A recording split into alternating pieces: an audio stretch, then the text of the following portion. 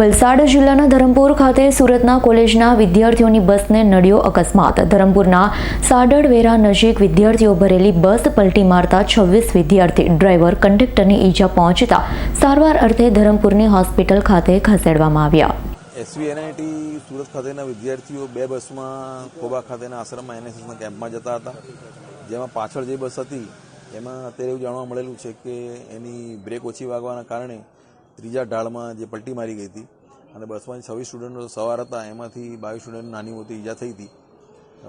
એ બસમાં બે ડ્રાઈવરો પણ હતા, એને પણ ઈજાઓ થઈ છે અને હાલમાં श्रीमद राजचंद्र हॉस्पिटल में सारवार जारी रही है। जब हम धर्मपुर से आगे निकले थे खोबा जाने के लिए NSS एनुअल कैंप के लिए, तो एक बस का जो पहाड़ी से नीचे जब जाना था उस समय ब्रेक फेल होने के कारण अनकंट्रोल होके वो एक्सीडेंट हो गया है।